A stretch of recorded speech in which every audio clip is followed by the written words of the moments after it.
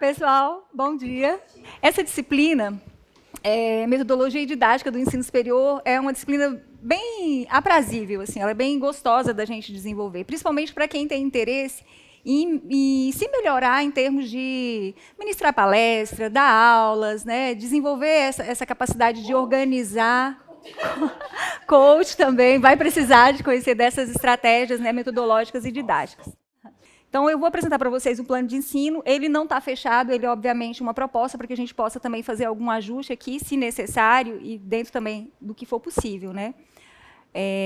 A proposta é que a gente conheça um pouco mais sobre as metodologias e as estratégias didáticas que a gente utiliza no ensino superior, né? E para a gente poder iniciar, então a gente vai precisar conversar um pouco também sobre o que são essas instituições de ensino superior, o que são as IES, qual que é a sua história, quais são os desafios que existem para as universidades brasileiras e como isso repercute na atuação docente, porque o nosso objeto aqui é pensar nessa perspectiva da atuação docente no ensino superior, né? E aí, a partir daí, dessa conversa inicial, nós iremos abordar os aspectos mais conceituais e operacionais da didática, da metodologia de ensino em si, né? Então, eu vou apresentar aqui o plano de ensino que eu elaborei.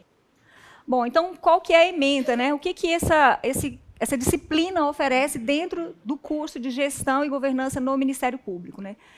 Traz os conceitos básicos da metodologia de ensino, a didática do ensino, né, as concepções teóricas sobre a didática e também os conceitos operacionais para a gente trabalhar com a didática, as diferentes correntes da educação no ensino superior, né, para a gente poder pensar metodologias e didáticas, estratégias didáticas a serem utilizadas no ensino superior, a gente precisa compreender também, conhecer um pouco das teorias ou correntes pedagógicas que perpassam pela escolha de um ou de outro referencial, né? Então, processos educativos e técnicas de abordagem inclusiva e interdisciplinar em espaços de trabalho. Nós vamos trabalhar com um material da Leia Anastácio, que ela chama de estratégias de ensinagem, que tem pelo menos 20 estratégias que eu quero que vocês conheçam, assim, que são passíveis de serem aplicadas no ensino superior, né? Elaboração de plano de ensino, elaboração de plano de aula, educação superior e metodologias ativas. Professora, mas por que a gente tem que estudar, né, didática e metodologia do ensino superior? A maioria de nós aqui fez essa especialização em gestão e governança porque a gente quer aprimorar o nosso trabalho dentro da atuação no Ministério Público, foco mais na gestão, nos processos administrativos, nos processos, né, de avaliação de como a instituição se desenvolve. Porque a especialização ela é um nível de pós-graduação. Ela capacita vocês a exercerem a docência no ensino superior, né? Óbvio que as universidades, os institutos superiores de educação, os centros universitários, eles têm uma exigência que é do próprio Ministério da Educação, do Conselho Nacional de Educação, de que pelo menos um terço do seu quadro seja composto por professores mestres e doutores. Mas os especialistas também concorrem a vagas para docência no ensino superior, né? Então, é um campo de trabalho, é um campo de atuação bem interessante para a gente desenvolver. E mesmo quem está ocupando, né, esses postos de gestão, de chefia, né, é importante conhecer essas estratégias porque elas facilitam também no próprio desenvolvimento do trabalho com outras pessoas, né, no próprio ambiente de trabalho. Então, são técnicas, são estratégias que a gente pode utilizar na vida como um todo. O objetivo geral, então, é contribuir para a formação do docente universitário, proporcionando aos pós-graduandos conhecimentos teóricos e práticos que permitam uma compreensão crítica e reflexiva da identidade do professor no ensino superior e da sua atuação. Então, o principal objetivo dessa disciplina é realmente que vocês saiam daqui com condições assim, de se sentirem possíveis professores no ensino superior, aqueles que já exercem, de alguma maneira, esse tipo de atividade, possam melhorar ainda mais essas estratégias e o uso dessas metodologias. Objetivos específicos. Discutir e analisar as principais tendências pedagógicas na teoria e na prática educacional e suas determinações nos processos de ensino-aprendizagem na educação superior. O que é isso, né? Discutir e analisar as principais referências pedagógicas, principais correntes ou tendências pedagógicas que perpassam pelo ensino superior. Hoje, vocês todos já devem ter ouvido falar bastante de pedagogia ativa, de educação à distância, de tecnologias da comunicação e da informação, do uso dessas tecnologias no ensino superior, né? O que de fato é isso, né? Quando a gente conhece um pouco das teorias pedagógicas, a gente vai ver que são novas roupagens para velhas questões, do ensino superior, né? Uma repaginação, uma remodelagem, mas se insere dentro de um contexto econômico, dentro de um contexto de transformações sociais, né, de transformações tecnológicas, e aí a gente vai compreender um pouco do uso dessas estratégias dentro desses contextos, né? Compreender a didática como um campo de conhecimento e como atividade intencional, que tem o objeto de estudos, processos de ensino-aprendizagem em diferentes espaços educativos. Então, a gente não utiliza a didática, né, só no espaço da escola ou só no espaço da educação formal, né? Os conhecimentos didáticos, tanto do ponto de vista teórico como do ponto de vista operacional, eles são fundamentais, inclusive, para as relações sociais e relações humanas como um todo, né? Eu diria até que conteúdo da didática poderia ser, por exemplo, comunicação assertiva, né? Então, são várias possibilidades assim, que a gente tem de uso da didática em diferentes espaços. Discutir e utilizar as possibilidades didáticas que envolvem o uso das novas tecnologias da informação e da comunicação, é algo que está bem em voga nos últimos tempos, né? Repensar o cotidiano da sala de aula universitária. A sala de aula universitária, ela repete aquilo que a gente vivenciou nos bancos da escola de ensino fundamental e ensino médio. Aula expositiva com transmissão por parte do professor e os alunos, de alguma forma, recebendo ou passivamente ou com uma interação mediana, ali, alguma participação. Então, repensar isso também. No ensino superior, é possível adotar outras estratégias, né? Compreender a dinâmica da aula universitária a partir de atividades pedagógicas que estimulem a aprendizagem significativa, né? Aí esse material que eu fiz referência, das estratégias de ensinagem, acho que vai contribuir bastante para a gente poder conhecer um pouco outras metodologias, outras dinâmicas que tornam as aulas mais participativas, mais interativas, mais significativas, né? E discutir as possibilidades didáticas que envolvem o uso das tecnologias de informação e comunicação. Repetiu. Então, o conteúdo programático, né? A gente vai trabalhar, para começar, com uma breve contextualização sobre a educação superior no Brasil. Mas o que isso tem a ver com metodologia do ensino e didática? Tem tudo a ver, porque a formação docente perpassa por um conhecimento de qual é o espaço de atuação desse docente universitário. Então, o que significa trabalhar numa faculdade isolada? O que significa trabalhar num centro universitário? O que é trabalhar numa universidade federal ou numa universidade particular, né? Quais são as atribuições que são postas ao docente, ao professor universitário? É só ensino? A gente sabe que não, né? As instituições de ensino superior, em sua grande maioria, têm que lidar com processos de gestão acadêmica, têm que lidar com processos de ensino, de pesquisa e de extensão, minimamente, né? Então, não dá para a gente pensar a formação docente fora da discussão dessas atribuições que são específicas da educação superior. Então, a gente vai fazer, uma breve contextualização mesmo. Tem um material disponível que traz todo um histórico que vai ficar acessível para vocês na plataforma EAD CESAF. Quem quiser conhecer mais a fundo a história da educação superior no Brasil, as transformações pelas quais ela foi passando até os dias atuais, para compreender de fato, vai poder acessar esse material posteriormente. Nessa parte da manhã, a gente vai conversar sobre como é que está estruturada as universidades brasileiras, como que elas se organizam, conhecer um pouco da legislação afeta ela, né? E na parte da tarde, ou ainda no final da manhã, nós vamos trabalhar com a didática no contexto do ensino superior, né? Então, a gente vai conversar sobre as teorias e correntes pedagógicas, os componentes do processo de ensino-aprendizagem, os conteúdos de ensino, as técnicas, a avaliação, como é que quais são os objetos, vamos dizer assim, de trabalho da própria didática. Na unidade 3, a gente vai trabalhar com o planejamento de ensino numa perspectiva democrática e política. Quando a gente pensa planejamento, porque a didática ela trabalha basicamente com alguns elementos, que é a gente definir qual é a ementa, qual é o conteúdo que eu vou trabalhar, qual é a metodologia que eu vou utilizar, quais recursos eu vou adotar, como eu vou avaliar, né? Mas quando a gente pensa em planejamento na educação superior, ele não está assim, ele não é uma técnica estanque, ele não está desvinculado de outros processos de planejamento. Da mesma forma que os planejamentos dos setores aqui no Ministério Público têm que estar alinhados com o planejamento estratégico da instituição, no ensino superior não é diferente. Então, o planejamento na educação superior, ele perpassa pelo Plano Nacional de Educação, pelo PDI das instituições de ensino superior, que é o Plano de Desenvolvimento Institucional, pelo PPI, que é o Projeto Pedagógico Institucional, pelo PPC, que é o Projeto Pedagógico do curso. E aí vai para a esfera mais sala de aula, que é o planejamento da disciplina, né, e o planejamento de aula.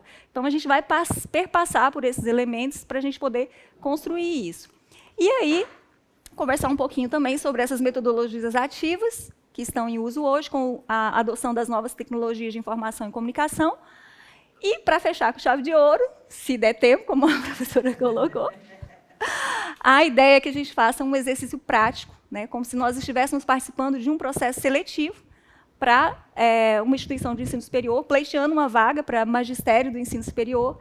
E aí, normalmente, nas provas que o professor faz para acessar um concurso público ou para ser selecionado para trabalhar numa instituição de ensino superior, tem algumas etapas, né, que vão desde a análise lá do currículo até a realização de uma prova prática, né? Então, a gente quer fazer aqui um simuladozinho, como se a gente estivesse realizando um concurso público, em que vocês terão que apresentar um plano de ensino de uma disciplina e organizar um plano de aula para nos apresentar como se fosse um processo seletivo de concurso, né? Então, é uma dinâmica assim, que eu acho que é interativa, possivelmente não dê para que todos apresentem, mas a ideia é que a gente possa, com alguns voluntários, utilizar a técnica da observação, né? E, à medida que alguns grupos forem apresentando, a gente vai avaliando e vai conversando sobre como que a gente pode melhorar esses processos. E não é fácil. Por mais gabaritadas que as pessoas estejam, quando elas vão para um processo seletivo e elas têm 20 minutos, meia hora, para apresentar um plano de aula e dar uma aula simulada ali, não é fácil, né? Então, eu acho que é interessante a gente fazer esse exercício também. Bom, em termos de conteúdo, é isso. A metodologia que eu vou utilizar é de aula expositiva e dialogada, de trabalhos em grupos individuais, de debates coletivos e desse exercício prático. Eu falo bastante, e esse é um conteúdo que eu gosto. Então, é importante que vocês interfiram, interajam, né, lógico, dentro de uma dinâmica que seja de acrescentar algo realmente à disciplina também, para a gente não dispersar, porque, de fato, o conteúdo é extenso para o pouco tempo que nós dispomos. E a avaliação, eu quero fazer ela o mais simples possível, então a ideia é que vocês me entreguem um plano de aula durante o dia de amanhã mesmo, para não ficar nenhuma tarefa para casa, para que a gente possa tranquilamente encerrar a disciplina sem que vocês precisem ficar se ocupando posteriores. A gente já tem colegas aqui que já estão, né, no mestrado, e eu sei que né, não é fácil a gente ficar desenvolvendo trabalhos, artigos, produzindo, né, nesse contexto de formação em trabalho, né, que é o que acontece com todos nós aqui, né. Então, a ideia é que a gente faça uma avaliação bem tranquila, e aí a participação, o envolvimento, e essa atividade que eu me referi anteriormente, de fazer esse simulado, de cada um pensar como é que a gente pode planejar uma aula e aplicar essa aula para os colegas. E aí tem as referências, né? Tem vários autores que já escrevem e produzem sobre metodologia e didática no ensino superior.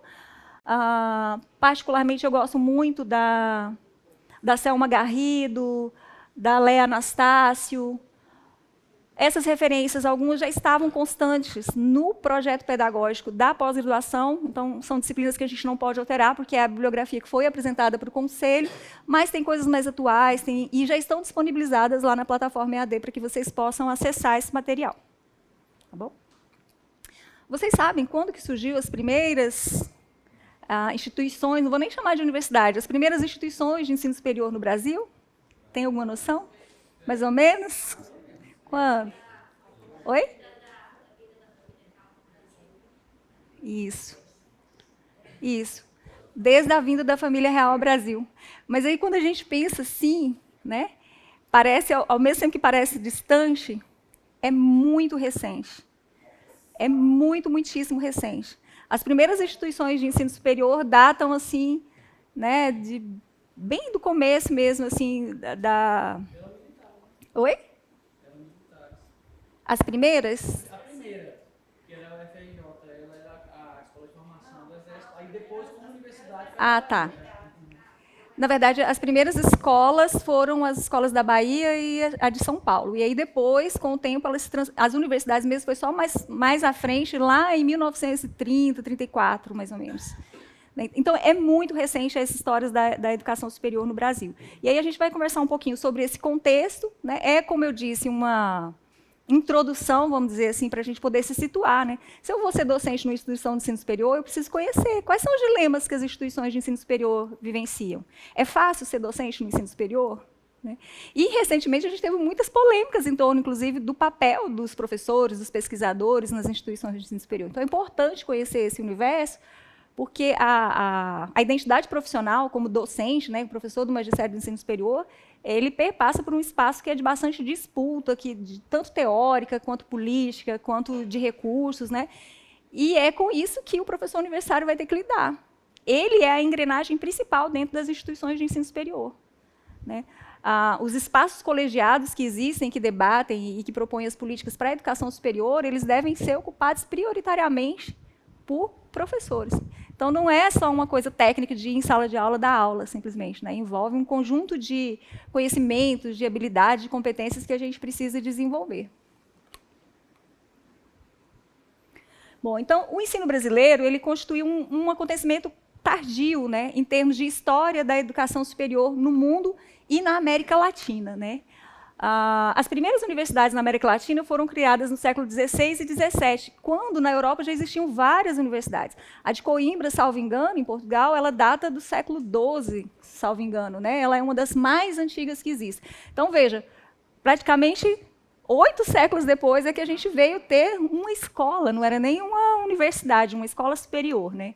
Ao contrário da colonização espanhola, né, que também se desenvolveu, se aconteceu aqui, né, ocorreu aqui na América Latina, no Brasil, Portugal teve uma resistência muito grande. Assim, enquanto era colônia de Portugal, não havia assim, intenção de que houvesse aqui nenhum tipo de escola superior ou de instituição de ensino superior, né? Só com a vinda mesmo da família real, em 1808, foi que começou a se debater e a se discutir as possibilidades. E, ainda assim, não era pensando no desenvolvimento, vamos dizer assim, do país. Era, na verdade, de formação de alguns quadros da elite para algumas funções ali mais atreladas ao poder, vamos dizer assim, né, da própria oligarquia que existia ali, dos resquícios que ainda havia também quando se torna república, de todo esse período que a gente vivenciou. Então, ela surge mesmo assim de uma forma muito precária, né? Tardiamente e de uma forma ainda bastante precária, muito desacreditada, inclusive.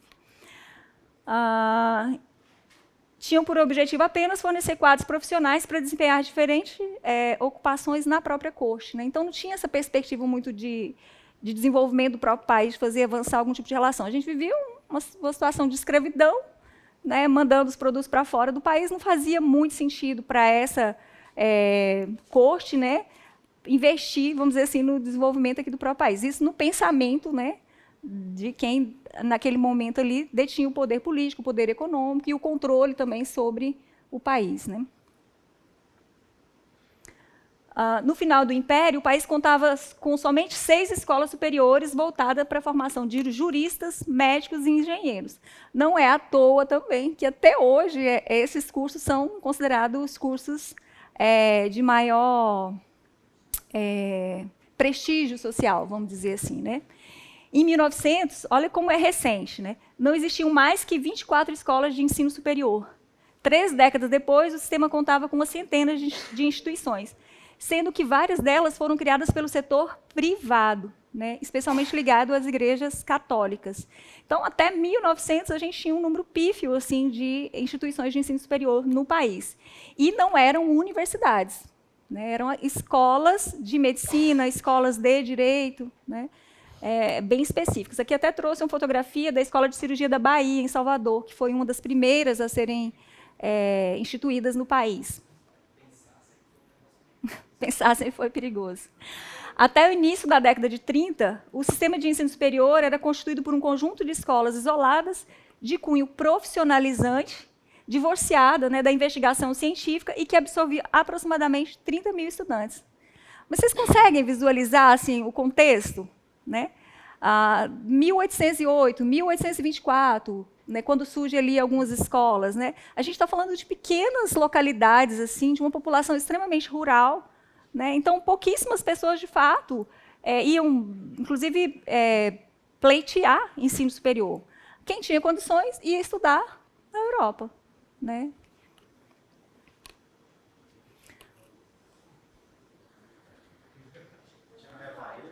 Oi? Já tinha revalida? Vai buscar a história do Revalida, vai encontrar essa história de novo, né?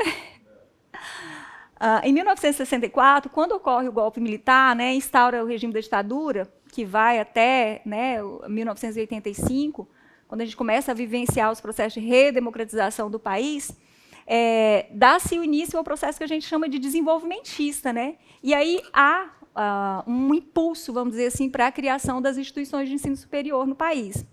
Nesse mesmo período, aqui eu nem coloquei essas informações, mas durante o governo militar, o Brasil ele fez um acordo com a Agência de Desenvolvimento dos Estados Unidos, a USAID, né, que até ficaram conhecidos como acordos MEC e USAID, Ministério da Educação e a Agência de Desenvolvimento estadunidense, né, que era o quê? A transposição de tecnologias que eram consideradas de ponta, mas que, na verdade, já eram até ultrapassadas, que começaram a ser implementadas no Brasil. Então, boa parte das instituições de ensino superior que a gente conhece, principalmente essas universidades mais antigas, faculdades de Minas Gerais, UFMG, faculdade de Ouro Preto, grande parte delas foram criadas nesse período com esses acordos Brasil e Estados Unidos, que era de transferência de tecnologias, né, para fomentar o desenvolvimento aqui desse processo de industrialização.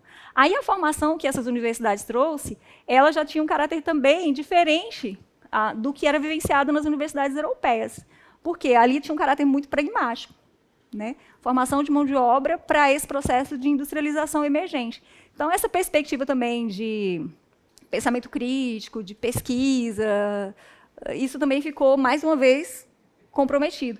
Por isso que a história da pesquisa e da extensão no Brasil, ela sempre caminha, assim, vamos dizer assim, na contramão, né, do desenvolvimento da ciência e da tecnologia no mundo, né?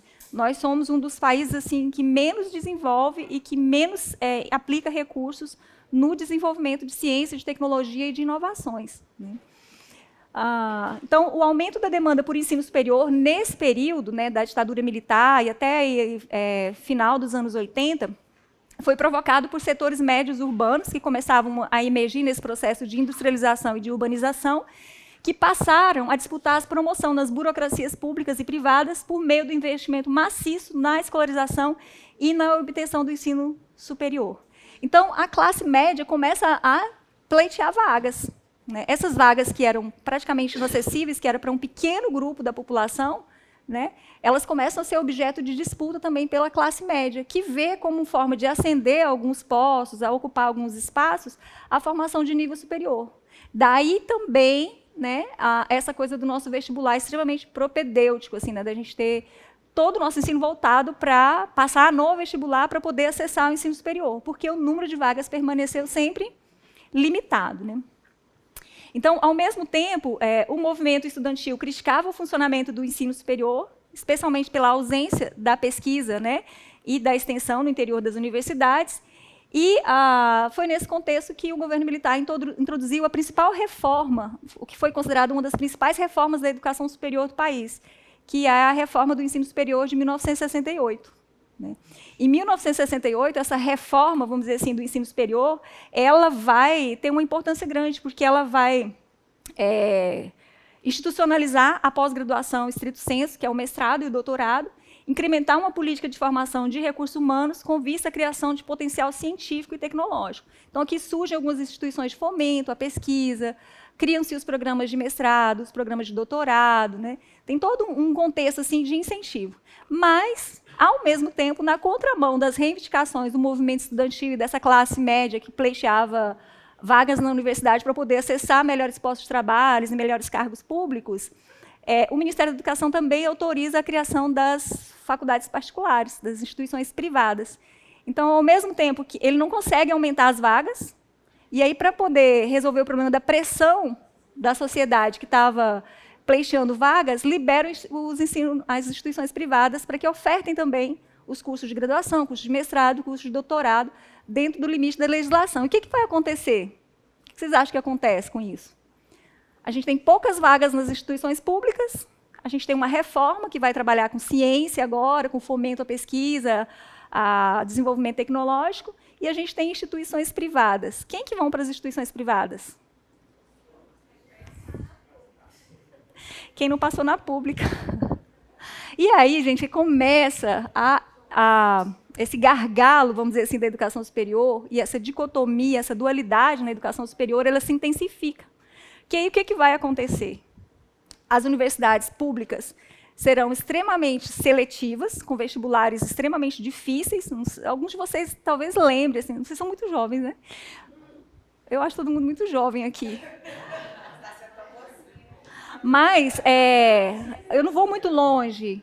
20, 30 anos atrás, era muito difícil a gente ter nas nossas famílias, pelo menos para quem é de classe média, né, classes mais populares, alguém que adentrasse a uma instituição de ensino superior. Eu sou a primeira também, no curso de pedagogia, porque no outro eu também, né, que era difícil, assim, de...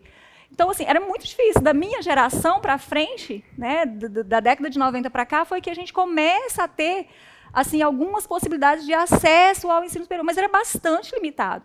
Então, ia para a educação pública, que investia em pesquisa, ciência, tecnologia, programas de mestrado, doutorado, intercâmbio fora do país, porque tinha esses acordos MEC e SAID, então muita gente passava temporada fora e tal. Era para um público muito limitado, né? E as instituições privadas, elas vão ser ocupadas por quem? Pelos alunos trabalhadores. E elas, na sua grande maioria,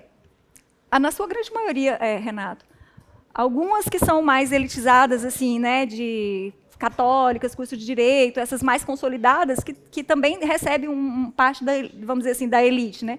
Mas, na sua grande maioria, as instituições privadas que foram criadas, elas não têm compromisso, por força de lei mesmo, a gente vai estudar sobre isso, com pesquisa e extensão.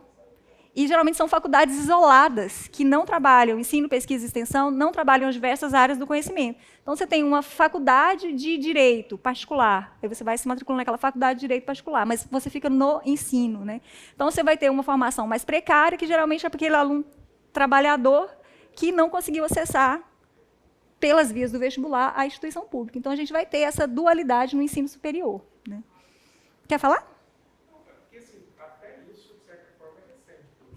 É tudo muito recente.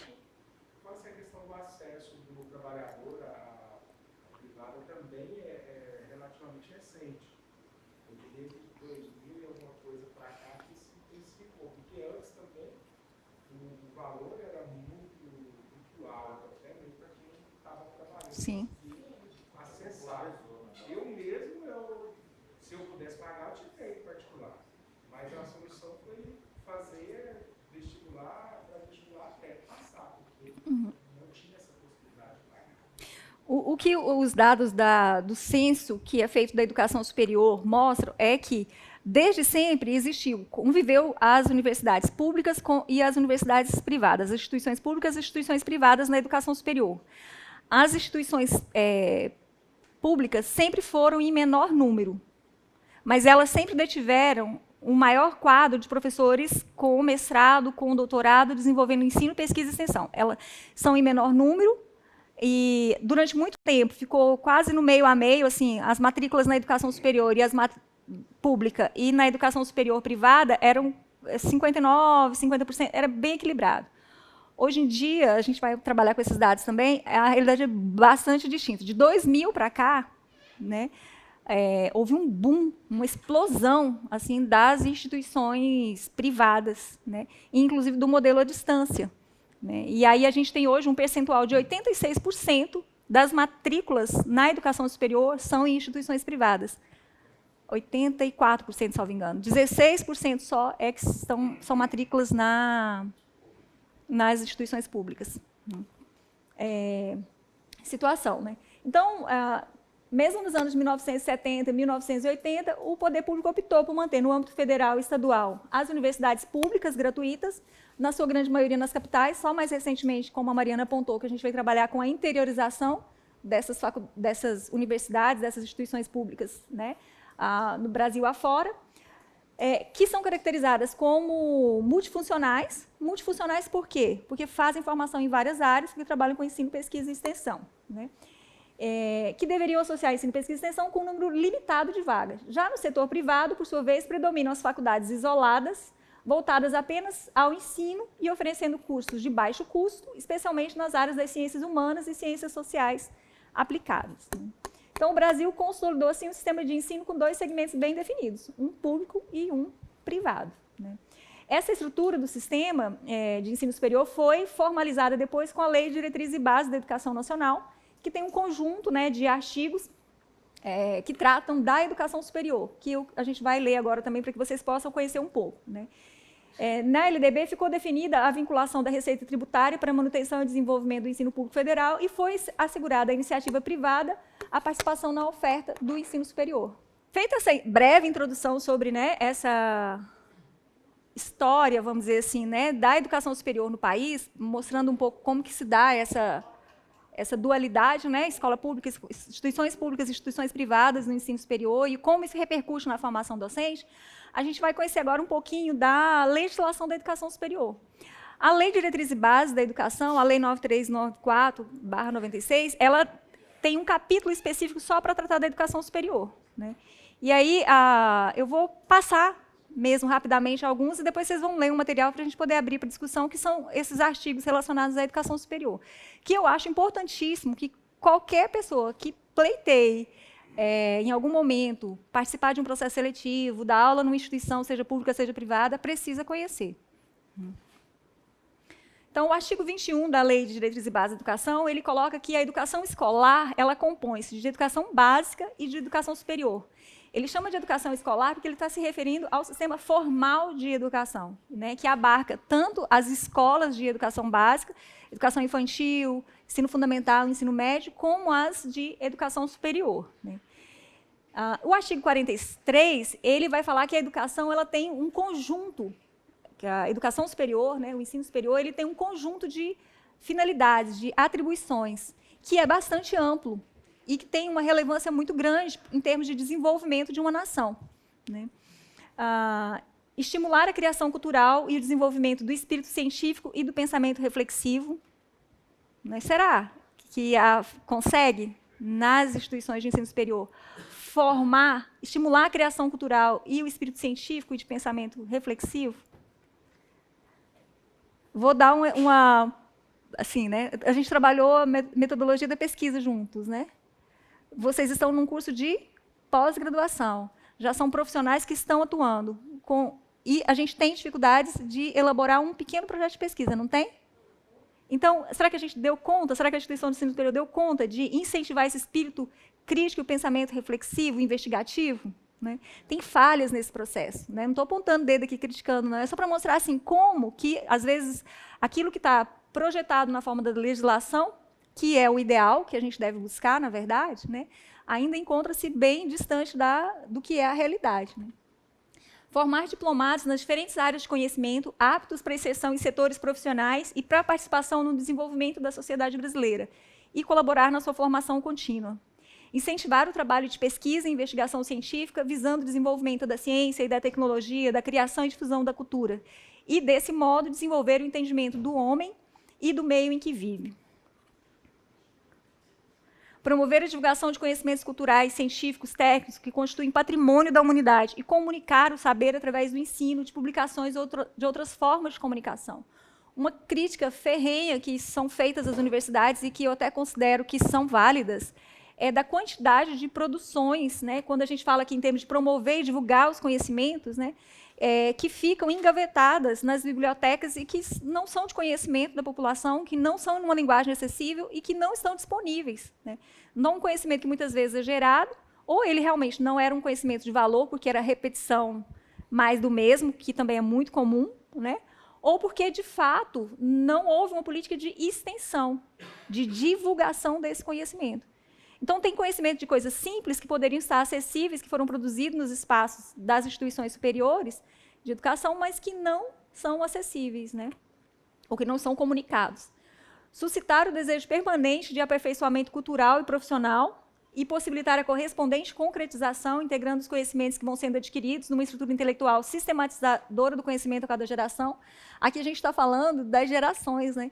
E, nesse sentido, eu até penso que a gente, de alguma maneira, evoluiu. Quando a gente estava falando anteriormente, a respeito dessa dificuldade, né? Eu sou a primeira a fazer curso superior na minha família, a Heloísa, acho que foi a Heloísa, né? Na dela, e assim por diante. É um pouco isso, assim, da gente ir a cada geração potencializando essa capacidade criativa, investigativa, de estudo, de aprimoramento intelectual, moral, científico, né?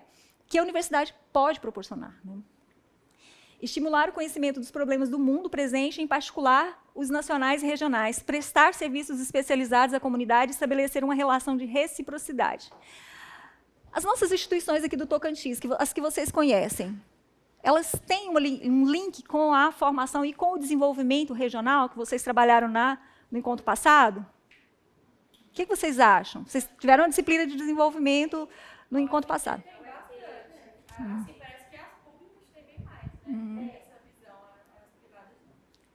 Quando uma instituição vai credenciar, ela vai se credenciar, ela vai pedir permissão para funcionar, uma das principais observações que os conselhos que regulamentam o credenciamento, a autorização para funcionamento, a abertura de novos cursos, devem observar é se aquela instituição, os cursos que ela vai ofertar, se eles vão promover aspectos do desenvolvimento regional e nacional.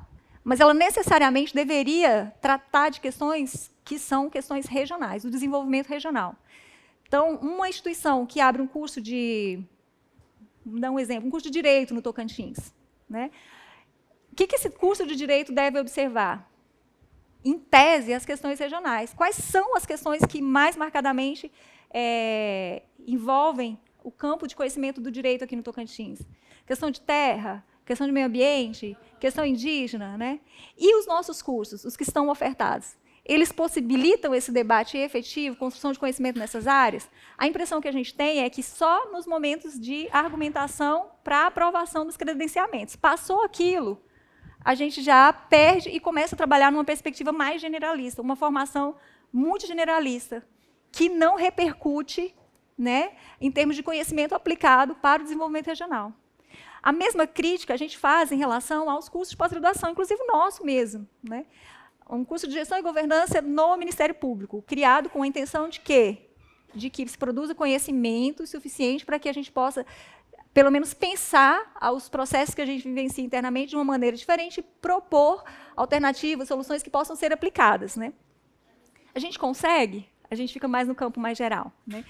Claro, né, tem os limites da própria formação, dos encontros, do fato da gente ser uma escola nova, do fato de que a gente não tem um quadro de docentes próprio que possa estar acompanhando todos esses processos, mas é só para mostrar o quanto seria importante que a gente desse conta de ter a legislação que trata da educação superior como espelho mesmo para a gente pensar os nossos cursos. Os cursos de pedagogia que a gente trabalha com a questão da educação indígena, ela é um problema aqui no estado do Tocantins.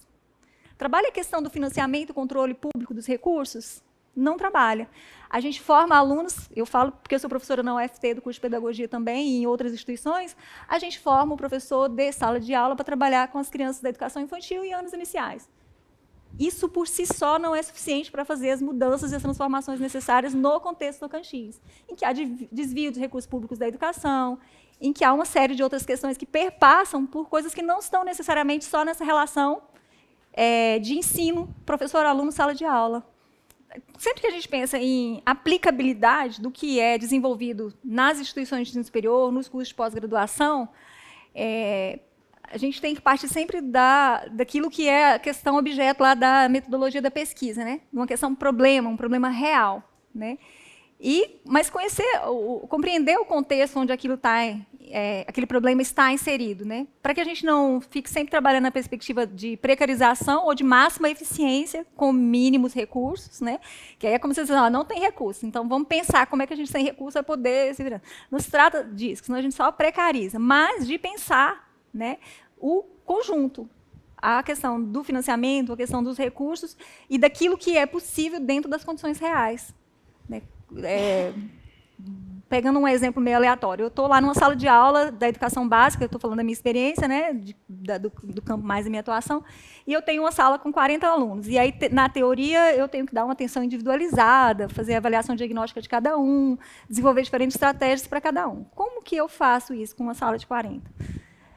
Eu posso fazer uma pesquisa aplicada pode me auxiliar a encontrar soluções para essa questão. Mas eu não posso perder de vista que existe uma questão de financiamento, que existe uma questão de política pública, de precarização das condições de trabalho.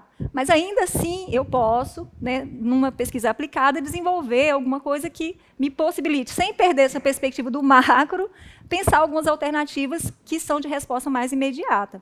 Então, por isso que a formação de nível superior ela é para ser abrangente, universal, assim, né, universidade, né, para a gente poder não perder ter a capacidade de lidar com a realidade objetiva, como ela se apresenta, mas sem perder a capacidade de compreendê-la dentro do seu contexto mais amplo, né. Então, voltando aqui para a questão da legislação educacional, a educação superior ela abrange os seguintes cursos e programas. Os cursos chamados de cursos sequenciais, né, que são por campos de saber, de diferentes níveis de abrangência, abertos a candidatos que tenham atendido a requisitos estabelecidos pelas instituições de ensino, desde que tenham concluído o ensino médio ou equivalente. Então, esses cursos sequenciais eles parecem meio que um mistério para a gente poder compreender, a gente não consegue entender eles direito. Você concluiu o ensino médio, você pode acessar nas universidades esse curso sequencial. Ele é um curso de uma formação mais específica. Ele não é como um curso de graduação, mas ele é um curso de nível superior. Vou dar um exemplo. A pessoa terminou o curso de administração, mas ela quer fazer uma formação para atuar, por exemplo, como docente. Aí ela faz um curso sequencial de complementação pedagógica, específico, uma formação mais operacional ali. Ele fez esse curso de complementação pedagógica, ele está formado como professor? Não. Não equivale a um curso de graduação, mas é um curso de nível superior sequencial, né? Temos os cursos de graduação, que são abertos a candidatos que tenham concluído o ensino médio ou equivalente e tenham sido classificados em processo seletivo, né? Esses cursos de graduação, cada um deles tem as suas diretrizes curriculares, que estabelecem a carga horária de prática, a carga horária teórica, as atividades complementares, né? Aquilo que é eixo fundamental. Então, cada curso de graduação tem a sua especificidade e tem uma normativa que regulamenta essas profissões, né? Tem os cursos de pós-graduação, que compreende os programas de mestrado, doutorado e a especialização, né? Aperfeiçoamento e outros abertos a candidatos diplomados em curso de graduação e que atendam às exigências das instituições. Então, quando a gente fala curso de pós-graduação, a gente está se referindo à especialização, mestrado, doutorado, pós-doutorado. Pós-doutorado não é título, né? Está dentro da pós-graduação, mas ele não é um título. A gente só tem até o título de doutor, né?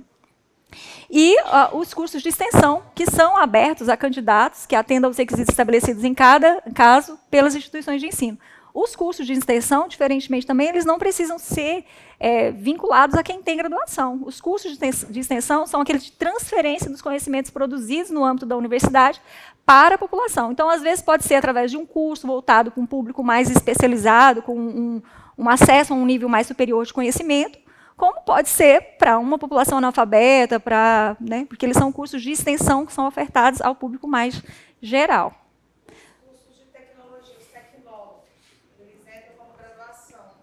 Eles entram como graduação, os tecnólogos, sim. Aqueles técnicos, por exemplo, tem um tecnólogo de graduação E tem um tecnólogo. O técnico é pós-médio, ele não é graduação. Mas mesmo o técnico, ele pode ser médio ou pós-médio. Ele pode ser um curso sequencial, isso. Ele pode ser um curso sequencial, com duração mais curta, como ele pode ser um curso de nível médio. Então, por exemplo, o aluno do Instituto Federal, que ele entrou lá para fazer o ensino médio, está junto com o técnico. Ele sai com a formação de nível médio, mas como se ele tivesse feito um curso sequencial superior. Não. Isso é qualificação técnica. Só qualificação técnica. Isso. Que equivale à média, só que... Mas É. também tem aqueles programas de nível superior, que são Tem. cursos de tecnólogo, que é graduação. Isso. Uhum.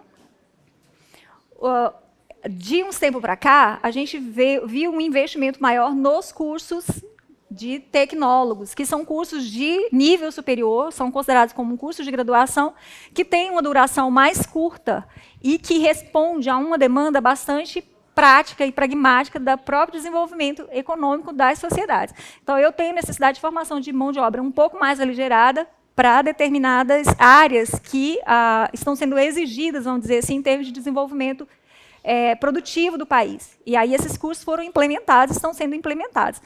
inclusive com os institutos ofertando também os cursos de mestrado e de doutorado, né? O que isso mostra para a gente? Que a gente continua investindo nessa formação que tem um caráter mais profissionalizante. Mas essa formação mais geral, que tem a ver com o perfil da universidade brasileira, essa a gente ainda também deixa, vamos dizer assim, em segundo plano, né?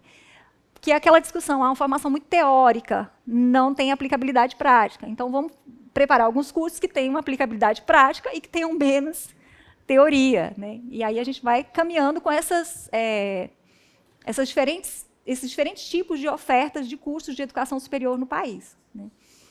Aqui a gente já até falou, né, que a legislação ela autoriza, então, que a educação aconteça nas instituições públicas e privadas, com graus de abrangência ou especialização diferenciados, né?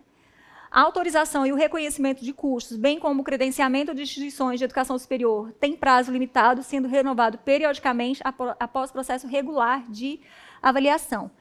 Então, funciona mais ou menos assim. A gente tem um sistema federal de ensino. Nesse sistema federal de ensino está o Ministério da Educação e o Conselho Nacional de Educação, que vai autorizar o funcionamento, o credenciamento, a abertura de novos cursos das instituições do sistema federal.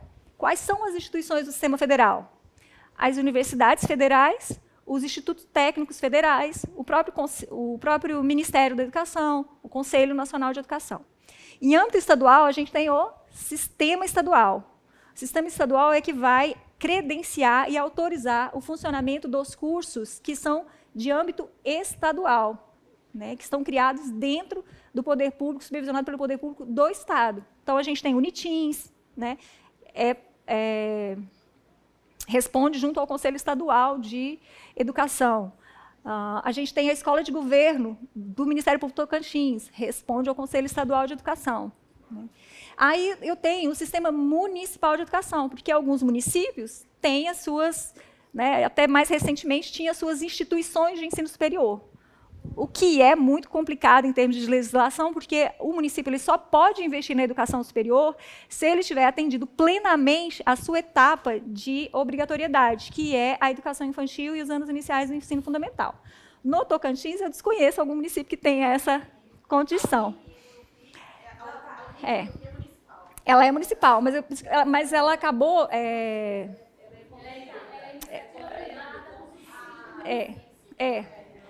Mas o fato é que, com os recursos que são destinados para a educação no município, os 18%, né, que está na legislação, que é o que o município tem que... Desculpa, 18% não, os 25% que o município tem de imposto para gastar com a educação, investir em educação, ele não pode utilizar se ele não tiver dado conta de atender plenamente a etapa da educação infantil dos anos iniciais do ensino fundamental, né? Da mesma forma, o Estado, né? E a União dispõe aí de 18% dos seus recursos para investir no seu sistema federal de ensino. Então, por isso que às vezes a gente fica confuso. Mas essa instituição, quem autoriza ela? É o Conselho Estadual ou é o Conselho Nacional? Depende a qual sistema aquela instituição está se vinculando. Agora, se a gente for ofertar educação à distância, a educação à distância, pela legislação, ela é atribuição do Ministério da Educação. Então, mesmo que eu esteja aqui no Tocantins, que nós somos escola de governo aqui no Tocantins, se a gente quer começar a ofertar o curso de gestão e governança à distância, a gente precisa se credenciar junto ao Ministério da Educação por um tempo, né? Tem todo um outro processo. Porque assim, tem uma situação no Tocantins bem interessante para ser estudada, inclusive fonte de pesquisa, se alguém quiser depois trocar uma ideia comigo, sobre a situação da interiorização da Unitins, que aconteceu em 2014.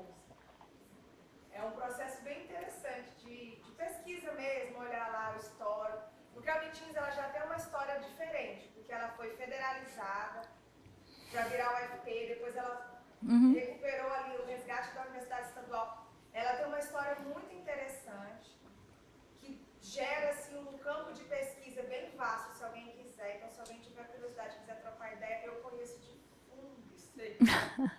Então, fica a dica para pesquisa, né? Essas autorizações, elas são por tempo determinado. O credenciamento, geralmente, quando está tudo ok, ele é um credenciamento para 5 anos. Mas aí você fica sujeito à avaliação, então, desses órgãos de controle externo, né?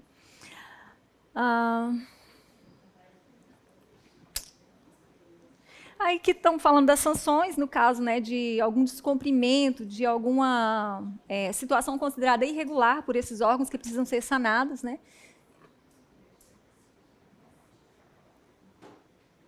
As instituições públicas de educação superior obedecerão ao princípio da gestão democrática, assegurada a exigência de órgãos colegiados deliberativos, de que a participação e os segmentos da comunidade institucional, local e regional estejam assegurados. Um dos princípios assim, da gestão democrática dentro das instituições de ensino superior são o tal dos órgãos colegiados. Vocês já devem ter ouvido falar, né? O colegiado do curso tal, o Conselho de Ensino, Pesquisa e Extensão, o Conselho de Graduação, o CONCEP, o CONEP, são vários conselhos. Esses conselhos eles devem obrigatoriamente ter maioria de participação do docente, do professor.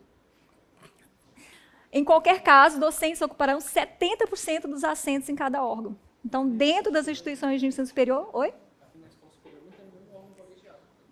A gente tem a CPA, que é um órgão colegiado, que é a Comissão Própria de Autoavaliação, né, de Avaliação Institucional, mas como a gente não tem um quadro próprio de docentes, a gente não tem esse colegiado que a gente teria com, no mínimo, 70% dos docentes. Ainda. Bom, caracterização do sistema de ensino. Vou tentar dar uma acelerada, porque rendeu um pouco essa conversa, eu pensei que ia ser mais rápida, né? De acordo com a Constituição, então, a universidade ela deve obedecer ao princípio da insociabilidade, ensino, pesquisa e extensão. Também são instituições pluridisciplinares de formação de quadros de profissionais de nível superior, de pesquisa, investigação, extensão, domínio e cultivo do saber humano.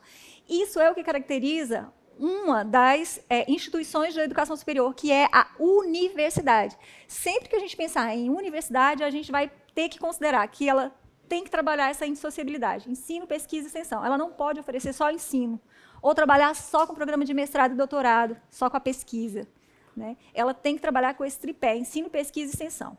E as universidades, elas são pluridisciplinares, ou seja, ela lida com um universo bem grande de disciplinas dos cursos, que podem ser, inclusive, disciplinas comuns. Eu posso cursar a disciplina de teatro no curso de teatro fazendo pedagogia. Eu posso cursar uma disciplina de desenvolvimento regional, né? Então, ela é pluridisciplinar, ela oferta diferentes áreas do conhecimento, tanto da área de ciências humanas, ciências sociais, ciências exatas, né? Ela tem essa universalidade. Assim. Então, as universidades elas pressupõem essa ampliação e o cultivo do saber humano, né? No sentido mais pleno.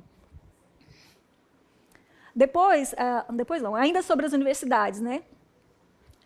Ela tem que ter uma produção intelectual institucionalizada, mediante o estudo sistemático dos temas e problemas relevantes, tanto do ponto de vista científico-cultural, quanto das necessidades de nível regional e nacional, que a gente já conversou aqui.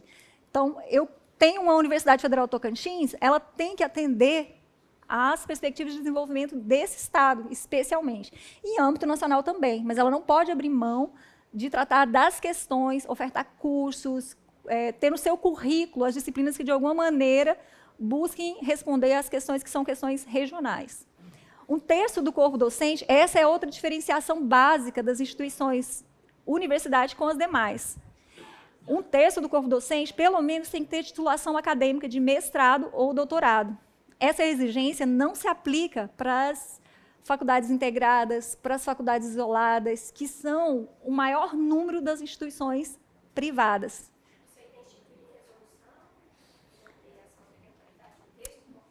Tá, na própria Lei de Diretriz e Base e em várias resoluções da educação superior. Na LB também. A autonomia é outro aspecto. As universidades elas gozam de autonomia didático-financeira, pedagógica e administrativa. O que isso significa? Que significa que elas não precisam, diferentemente de nós, que temos que pedir licença para um conselho, para poder ofertar um novo curso, passar por todo um processo, internamente ela pode definir quais são os cursos que ela vai criar, quais são os cursos que ela vai fechar.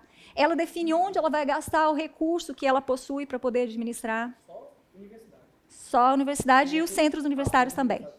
Uhum.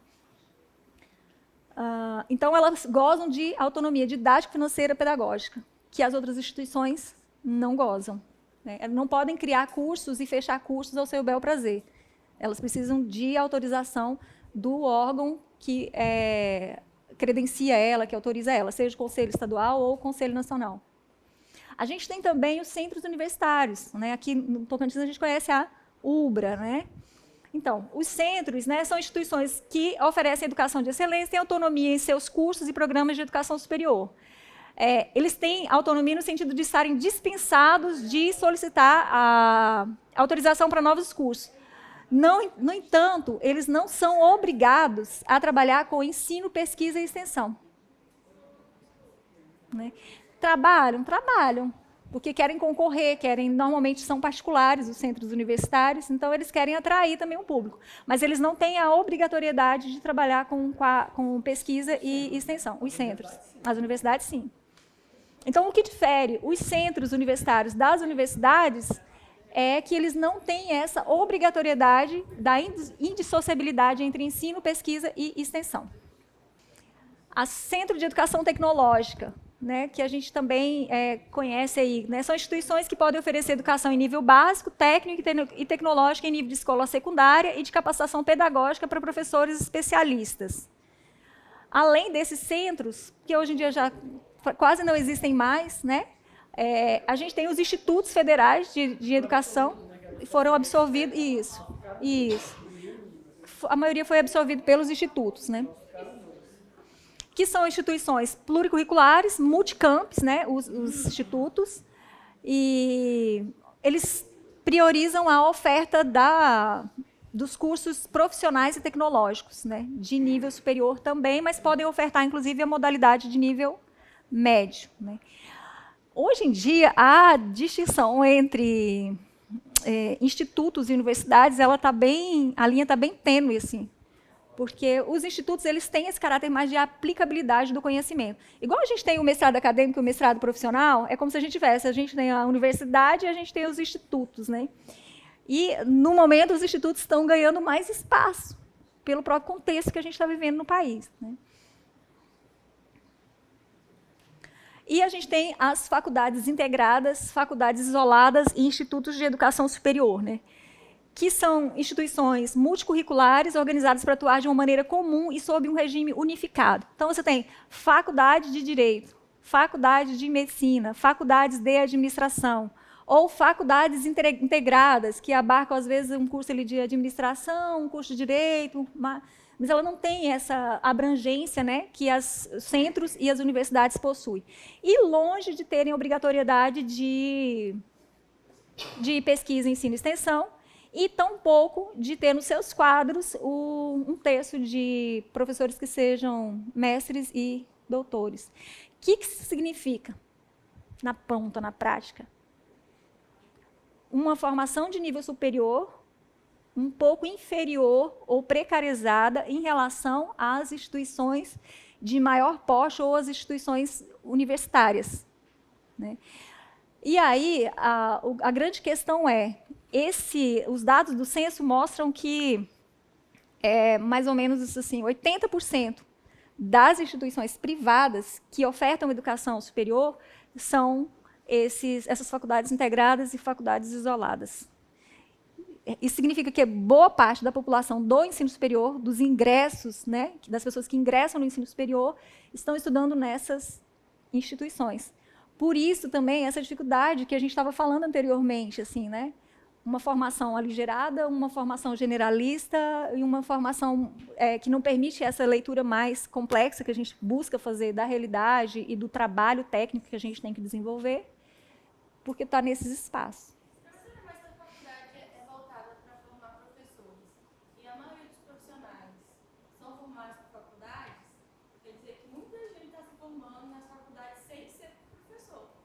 Não, as faculdades não têm essa...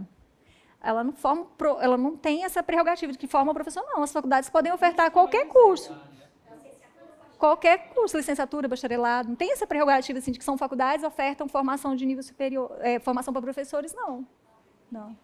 O que acontece por exigir uma infraestrutura, às vezes, menor, pelo menos na interpretação, boa parte dessas faculdades, de fato, ofertam cursos de licenciaturas. Por quê? Porque os cursos de bacharelado, quando vão ser criados, eles precisam de uma estrutura física, de um quadro docente, né, que sai mais oneroso. Você precisa ter laboratório, você precisa ter recursos tecnológicos, você precisa ter o professor que tem experiência para aquilo tudo.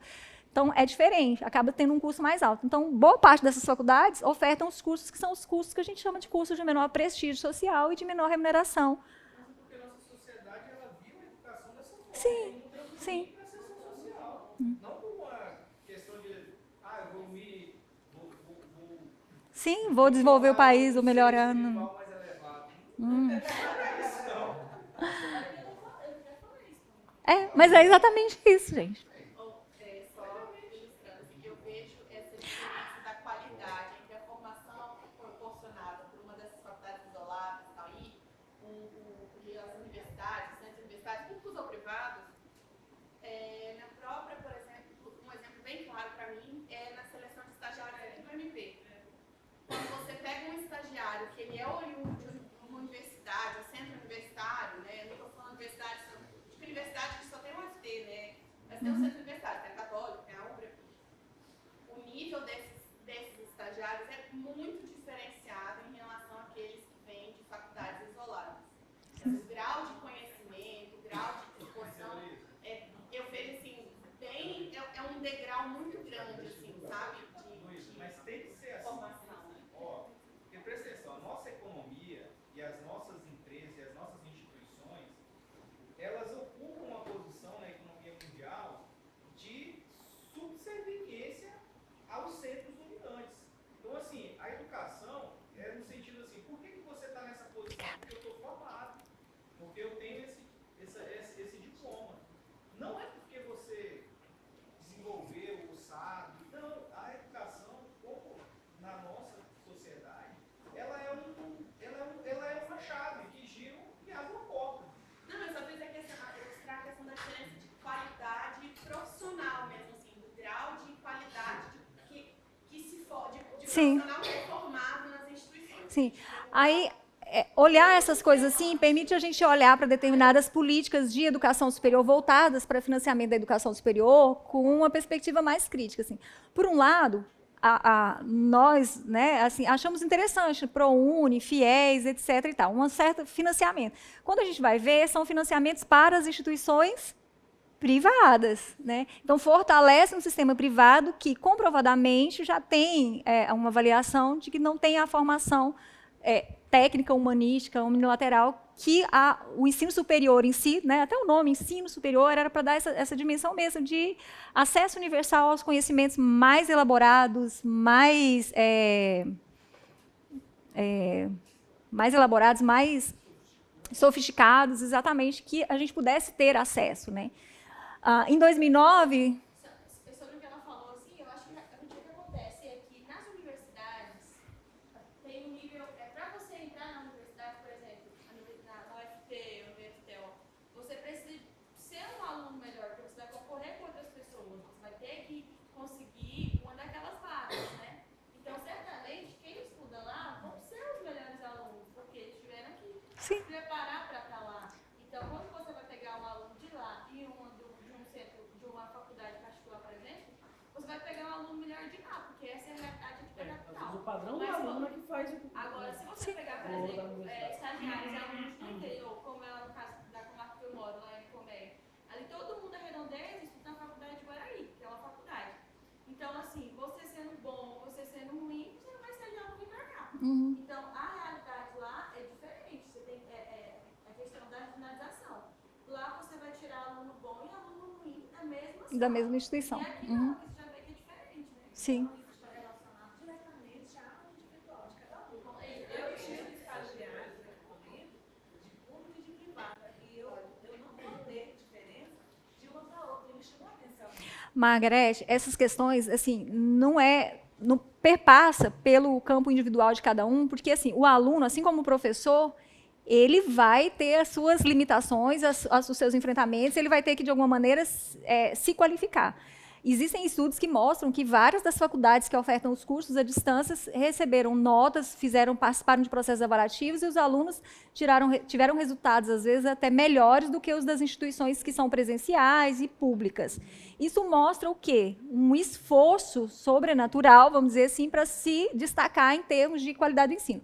Mas quando a gente pensa em termos de política pública, quando a gente pensa em termos de infraestrutura, não se trata de uma questão só de mérito pelo esforço pessoal. Porque alguns podem até se esforçar bastante e ainda assim não vai ter espaço, porque não tem, gente, não tem trabalho para todos, é a lógica que está posta, né? Então, a gente se apega mesmo e não tem para onde correr, de certa maneira, nessa perspectiva de que eu preciso, sim, me destacar, eu preciso cada vez mais buscar conhecimentos, etc. e tal, né? Só para me fazer bem claro, assim. Não, só para me fazer bem claro.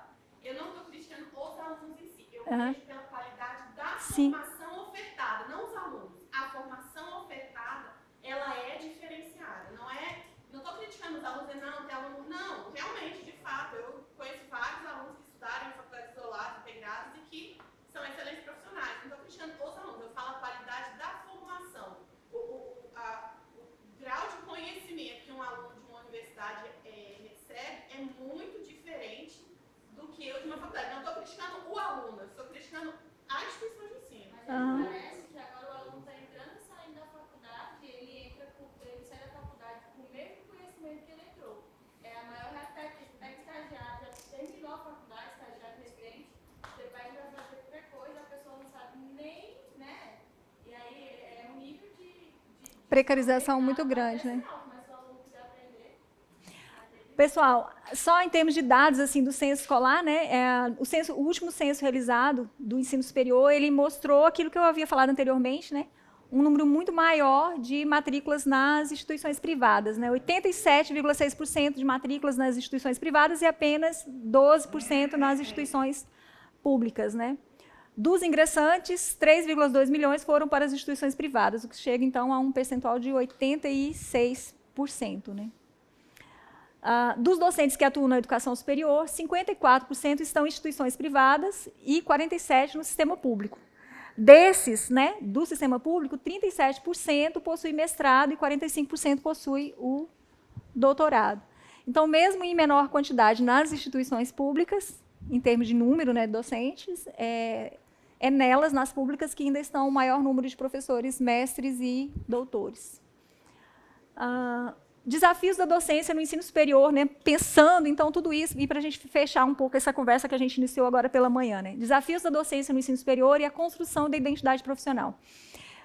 Porque não dá para a gente falar em metodologia e didática do ensino superior como se fosse só assim, pensar assim, não, eu vou pensar aqui eu vou apresentar para vocês quais são as técnicas que a gente utiliza em sala de aula, de oratória, de dinâmica, se a gente não conhecer esse universo, para a gente poder ver, inclusive, do que a gente vai ser cobrado. Se eu sou uma professora de uma faculdade isolada, muito possivelmente, eu não sou concursada, muito possivelmente eu não sou carteira assinada, muito possivelmente eu não tenho cobrança em relação a trabalho com pesquisa e extensão, portanto, eu também não publico tanto, né? Então, a minha formação docente, a minha exigência é diferente, né? A minha identidade profissional é outra, né? À medida que a gente vai participando ou vai atuando, trabalhando em centros universitários e universidades, as exigências são outras, né? Aí a gente vai ser avaliado pelo tanto que a gente publica, pelo tanto que a gente orienta, pelo tanto de grupo de estudo, pelo tanto de pesquisa que produz, né? Tem outros graus de exigência. Então, a formação de professores no Brasil para o ensino superior, ela não está regulamentada sob a forma de um curso específico, como é na educação básica. Na educação básica, o professor, para atuar lá, ele precisa ter formação de nível médio em normal superior, ou ele precisa ter formação em pedagogia ou nas licenciaturas. Está na lei. Não tem uma lei que fala assim, olha, o professor do ensino superior tem que ter isso. Mas o fato, né, de ter a exigência legal de que as instituições de ensino superior tenham pelo menos um terço do seu quadro como mestres e doutores, mostra que é, no estrito senso, que se dá a maioria da formação de professores. Aí vamos pensar os cursos de mestrado e doutorado. Quantas disciplinas vocês têm lá que são relacionadas à metodologia e didática do ensino superior? Uma. Com carga horária máxima de 60 horas. É como se você, em 60 horas, Alguns são opcionais, outros não, né? Vai depender do próprio projeto do curso. Mas, veja bem, você vai ter 60 horas que é para você se formar para atuar nesse espaço, que é esse espaço complexo, que é a educação superior que a gente estava falando, né? Então, não é tarefa para... Como é que tem aquele meme lá? Tem que procurar um profissional. Oi? Tá de boa, né? Então, quem são os sujeitos, né, que estão presentes, né, no universo da docência, né? Então, a gente tem lá o professor, né, como pessoa e como profissional. Né? Não dá para a gente pensar num professor de magistério superior como alguém totalmente abstrato. Né? Ele é uma pessoa, né? Tem as suas perspectivas, suas visões de mundo, suas compreensões, né? E como profissional, né? Que diz respeito ao conhecimento técnico que ele possui especialmente e a forma como ele transmite esses conhecimentos. Né? A gente tem o aluno como sujeito do processo cognitivo. O aluno da educação superior não é o aluno da educação básica. Numa sala de educação superior, a gente pode ter um senhor de 90 anos, como a gente pode ter um adolescente de 17. Né? A gente precisa considerar que esses diferentes sujeitos aprendem de formas também distintas. Né? Então, não dá para também estar falando de um discente ou de um acadêmico abstrato. Né? Quem são os alunos que estão... Oi?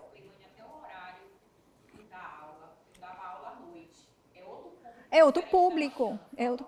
Então, o aluno é um ser à parte ali naquele processo e tem relação direta. Se eu trabalho, como eu trabalho na UFT, com uma turma de pedagogia, 90% das minhas alunas são alunas trabalhadoras. Algumas trabalham, inclusive, como funcionárias domésticas. Né? A aula começa às 7 horas em ponto. Se eu começo a aula às 7 horas em ponto, eu vou ter alunos chegando até 7h40. Por quê? Porque saíram dos seus locais de trabalho, tiveram que pegar um ônibus e o ônibus não chega no horário. À noite, preciso considerar essa realidade. Então, o aluno é um aluno real.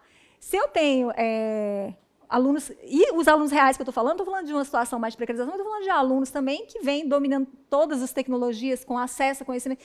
Não é mais aquele aluno também que o professor fala e ali não é questionado, e ali a verdade é absoluta, o conhecimento não é objeto de um debate, de uma discussão, de um questionamento. Né? Então, esse aluno é um aluno real, com os quais a gente tem que lidar cotidianamente. Diversidade. Aí ela trazia a escala, porque se ela trazia a escala, porque se eu fosse botar falta, ela ia perder a falta. Para poder tentar ver como é que eu fazia. Como é que supria. E tem as chamadas diversidades que estão presentes dentro da sala de aula hoje, que muitas vezes entram em choque com o professor pessoa ali, né? E tem todas essas situações do cotidiano desse ambiente, né? Do universo da docência. Né? E os processos cognitivos compartilhados entre os diferentes sujeitos, né? A forma como a gente interage, como a gente lida com os objetos de conhecimento, né? E uns com os outros. O que são determinantes do processo educativo? Né? O projeto pedagógico institucional e sua inserção no contexto social, porque é esse projeto pedagógico que vai dizer qual é o link que ele faz com a questão regional e quem é meu público, para quem eu estou formando, né? Que tipo de conteúdo vai ser transmitido, que tipo de egresso eu quero formar, qual é o perfil do meu egresso, que tipo de aluno eu estou querendo formar, para que tipo de atuação. Né? O projeto de curso e os dados da realidade institucional, a teoria didática praticada e desejada na sala de aula.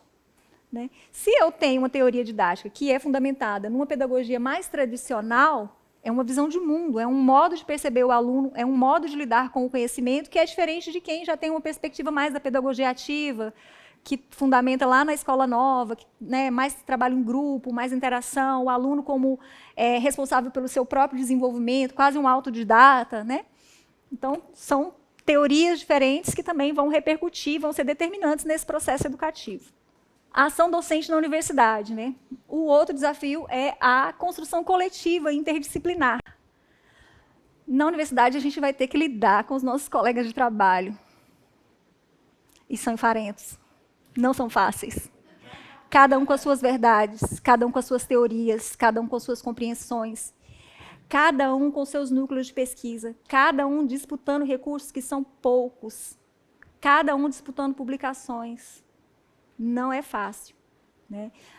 Montar um curso ou reestruturar um curso é uma discussão que, às vezes, leva anos, porque não há consenso, não há entendimento, não é fácil. Existem as vaidades, existem um universo de situações, né, que são complexas. A definição dos conteúdos e os enfoques metodológicos. Quais são os conteúdos que hoje são pertinentes dentro de um curso? Como é que eu atualizo os cursos, né? Quando a gente pega uma ementa que já está pronta e que a gente precisa seguir, a primeira coisa que dá na gente é um tique nervoso. Assim, fala, gente, mas isso aqui já não dá. Esse autor aqui, É para o presente e para o futuro. Aí a gente até vai falar sobre isso mais um pouquinho. É para o presente e é para o futuro. Daqui a pouco eu vou mostrar um slide que trata disso. E o acompanhamento do processo mediante avaliação. A gente tem medo de avaliação. O brasileiro não gosta de ser avaliado. Não gosta. E isso é em qualquer lugar. O aluno ele tem taquicardia de avaliação. No primeiro dia de aula aqui, no primeiro momento com vocês, o que vocês querem saber da professora? Qual é o conteúdo que você vai trabalhar? Qual vai ser a avaliação? E é assim, da educação básica até o ensino superior. No primeiro dia de aula, como é que vai ser a avaliação? Né? Nós somos avaliados como profissionais. O professor, ele é avaliado. Tem até um professor meu do doutorado que ele escreveu um artigo que colocava assim, Lattes meu, existe alguém mais produtivo do que eu? Porque é produtividade que é cobrada do professor universitário em vários aspectos. Orientação, disciplinas em pós-graduação, publicações em qualis A, B, C, D, não pode ser qualquer qualis, porque pontua, porque tem ranking.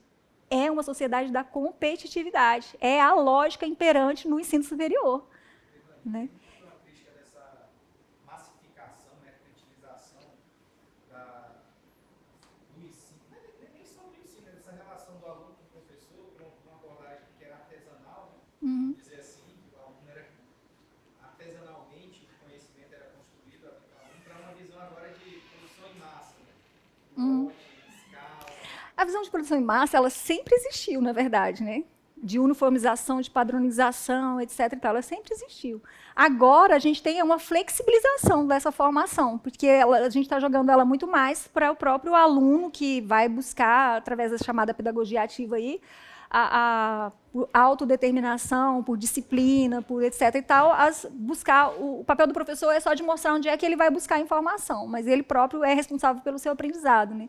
Mas é em massa, e é para produção, e é para ser rápido, é a lógica imperante, né? E a gente ainda é avaliado institucionalmente, porque existe esse sistema que eu falei, Sistema Nacional de Avaliação do Ensino Superior, né? E é importante mesmo que a gente seja avaliado, né? Não para ranquear as instituições, não para ranquear professores. Eu lembro que em 1996, quando eu fazia graduação em pedagogia na Federal de Viçosa, foi o ano que instituiu o Exame Nacional dos Estudantes do Ensino Superior, o ENAD. E alguns cursos foram selecionados na época, era uma espécie de amostragem de cursos, para fazer essa avaliação. E isso criou um debate muito grande sobre a questão da avaliação, porque era só o aluno que era avaliado, o professor não era, a instituição não era, e aquele resultado ranqueava as universidades, né?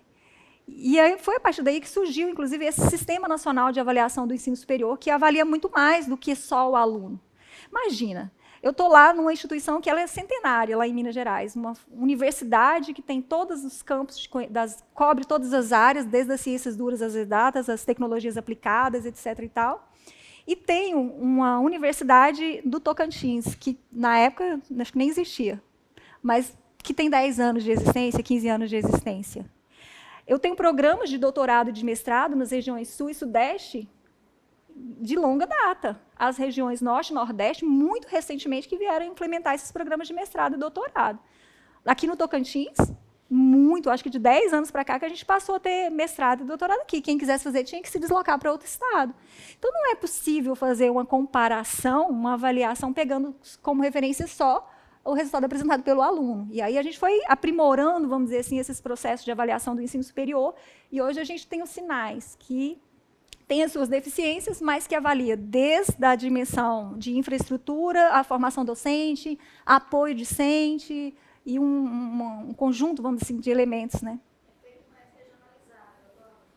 Não é feito regionalizado, é feito nacionalmente. Todas as instituições de ensino superior passam por esse processo de avaliação. Mas essas condicionalidades do tempo de existência, do número de professores, dos programas, da função de cada uma dessas instituições, se é centro, se é faculdade, as cobranças vão ser diferentes. Você contextualiza, você particulariza um pouco mais isso. Bom, então, estudos mais recentes mostram que ações mais efetivas para a formação docente ocorrem nos processos de formação continuada, que contemplam inúmeros elementos entrelaçando vários saberes. Saberes da experiência, isso que eu já até falei, né? Os conhecimentos e os saberes pedagógicos. Né? E, para finalizar, então, né, para se tornar um professor universitário hoje, dependendo da instituição a que se vincule, será exigido do profissional um tipo específico de produção. Docência, atividade de extensão e pesquisa, sendo a primeira atividade comum a todas as instituições de ensino superior. Então, dependendo de onde a gente estiver, a gente vai ser cobrado também em relação à extensão e à pesquisa. Mas, em todas elas, a docência, o ensino, ela é geral. Né? Em todas a gente vai ter que exercer o ensino. Né? E daí a importância também da gente se preparar e conhecer mais dessas estratégias metodológicas e didáticas para o ensino em sala de aula. Mesmo que a gente tenha que saber que não é a técnica pela técnica, porque a gente vai lidar e vai estar inserido nesse universo que a gente brevemente aqui quis contextualizar. Eu trouxe para vocês um material que é bem sucintozinho, que é um extrato da Lei de Diretrizes e Bases da Educação, do capítulo que trata da educação superior. A gente passou aqui só algumas das legislações, não entramos nos considerandos, nos parágrafos, nos incisos. Eu acho que é bem importante que vocês leiam. Na parte da tarde, nós vamos trabalhar com o conceito de didática, né, e os instrumentos de operacionalização da didática. A didática ela lida com objetivos, com conteúdos, com metodologia, com avaliação, com a relação professor-aluno. Né? Então, a gente vai conversar sobre esses elementos. E vamos ver se dá tempo da gente entrar na questão do planejamento. Entrando no planejamento, a gente já vai trabalhar com o nosso instrumento de avaliação. A gente vai começar a se preparar para o nosso instrumento de avaliação, que é a construção, né, de um plano de ensino. Não é um plano de aula, é um plano de ensino. E desse plano de ensino, a gente vai tirar um plano de aula, que a gente vai aplicar. Não com todos, porque não haverá tempo amanhã para a gente fazer com todo mundo, mas com uma amostragem do colegas utilizando aquela técnica do grupo de observação, né, para a gente poder conversar e dialogar. Essa vai ser a nossa avaliação.